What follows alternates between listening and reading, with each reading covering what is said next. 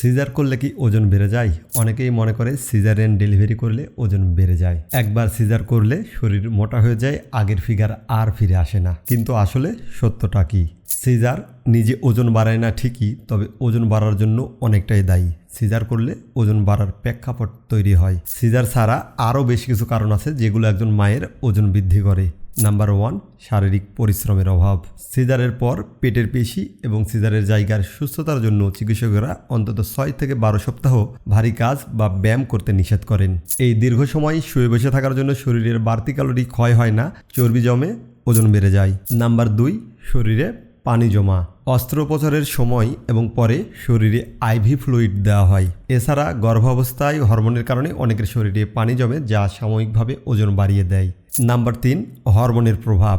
গর্ভাবস্থায় এবং সন্তান জন্মের পর শরীরে হরমোনের যেমন অ্যাস্ট্রোজেন এবং প্রোজেস্টেরন হরমোনের ব্যাপক পরিবর্তন ঘটে। এই পরিবর্তনের কারণে শরীরে মেটাবলিজম ও হজম প্রক্রিয়া ধীর হয়, ফলে ওজন বেড়ে যায়। নাম্বার 4, অনিয়মিত খাদ্যাভ্যাস ও অতিরিক্ত ক্যালোরি। আমাদের দেশে প্রচলিত ধারণা আছে যে মা সুস্থ হতে ও বুকের দুধ তৈরিতে প্রচুর পরিমাণে ঘি, মাখন ও ভারী খাবার খেতে হবে। কিন্তু ক্যালোরি পড়ানোর সুযোগ না থাকলে এই বাড়তি খাবার দ্রুত ওজন বাড়িয়ে দেয়। যাদের সিজার করা হয়, বিশ্রামে থাকার কারণে তাদের ক্যালোরি খরচ খুব কম হয়। নাম্বার 5, গর্ভাবস্থায় বাড়তি ওজন থেকেই যাওয়া। আমাদের দেশে অনেক মাই গর্ভধারণের বিষয়ে নিশ্চিত হওয়ার পরে দৈনন্দিন কাজ, হাঁটাচলা একেবারেই কমিয়ে দেয়, পাশাপাশি প্রয়োজনের অতিরিক্ত খাবার খায়। গর্ভাবস্থায় কয়েক মাস ওজন বাড়ে, এরপর সিজার করার পর আরও কয়েক মাস বিশ্রামে থাকে, ফলে গর্ভাবস্থায় বাড়া ওজন আর কমাতে পারে না। নাম্বার 6, মানসিক চাপ ও ঘুম কম হওয়া। নতুন বাচ্চাকে দেখাশোনা করতে গিয়ে মায়ের ঘুমের ব্যাপক ঘাটতি ঘটে। পর্যাপ্ত ঘুম না হলে শরীরে কর্টিসল নামক ট্রেস হরমোন বেড়ে যায়, যা তলপেটে চর্বি জমার জন্য দায়ী। সিজারের পর ওজন যেন বেড়ে না যায়, তার জন্য কি কি বিষয়ে সতর্ক থাকতে হবে? হাঁটাচলা করুন। চিকিৎসকের পরামর্শ নিয়ে সিজারের কয়েকদিন পর থেকেই ঘরের মধ্যে আস্তে আস্তে হাঁটা শুরু করুন। এতে রিকভারি ও ক্যালোরি লস দুইই হবে। সুষম খাবার খান। অতিরিক্ত তেল চর্বিযুক্ত খাবার এড়িয়ে প্রোটিন, শাকসবজি ও প্রচুর পরিমাণে পানি পান করুন।